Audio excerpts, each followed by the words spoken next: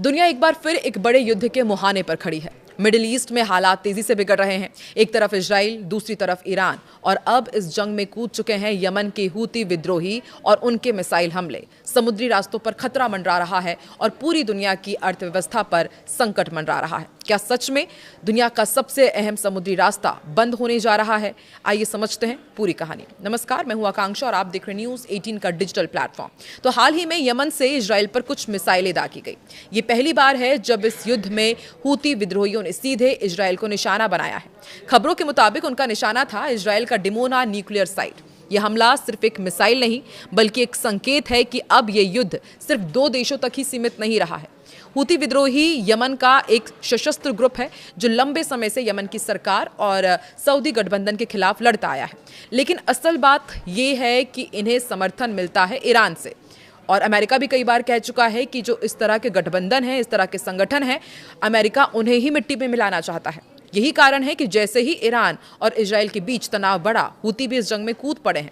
तो हूती के इस जंग में कूदने के बाद अब पूरी दुनिया में इसका क्या असर पड़ने वाला है, आपको समझाते हैं। तो देखिए, बाब अल मंदेब इतना खतरनाक क्यों माना जाता है, इसके बारे में आपको बताते हैं। देखिए, पूरी दुनिया इसी बात से डर रही थी। बाब अल मंदेब जल डबरूमत, ये एक छोटा सा समुद्री रास्ता है लेकिन बेहद अहम माना जाता है। लाल सागर को अदन की खाड़ी से ये जोड़ता है और यहीं से जहाज गुजरते हैं स्वेज नहर की ओर। दुनिया का करीब 10 से 15% व्यापार इसी रास्ते से होता है। ऐसे में आप अंदाजा लगाइए कि यदि ये रास्ता बंद हो जाता है तो जहाजों को अफ्रीका का लंबा चक्कर लगाना पड़ेगा, जिससे समय, तेल और पैसा तीनों की भारी बर्बादी होगी। हॉर्मुज़ स्ट्रेट प्लस बाब अल मंदेब, इसका क्या कॉम्बिनेशन है ये भी आपको बताते हैं। अगर ये दोनों ही बंद हो जाएंगे तो ग्लोबल क्राइसिस हो सकता है। पहले से ही हॉर्मुज़ जल डबरू मध्य खतरे में है, जहां से दुनिया का लगभग 20% तेल गुजरता है।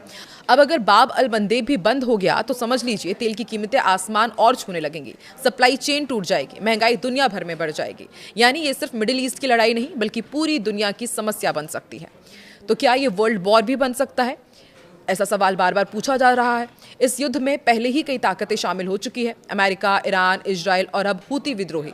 अगर ये टकराव और बढ़ता है तो एक बड़े क्षेत्रीय युद्ध में बदल सकता है। हालांकि एक्सपर्ट्स का यह मानना है कि पूरी दुनिया अभी भी इसे रोकने की ही कोशिश करेगी। तो सवाल यही है कि क्या बाब अल मंदेब सच में बंद होगा? क्या तेल और व्यापार पर और भारी असर पड़ेगा? और क्या ये जंग दुनिया को एक नए संकट में डाल देगी? आपकी क्या राय है? क्या ये तीसरे विश्व युद्ध की शुरुआत हो सकती है? कमेंट में जरूर बताएं और ऐसे ही डीप एनालिसिस वीडियो के लिए चैनल को सब्सक्राइब जरूर करें, वीडियो को लाइक करें और शेयर भी जरूर करें।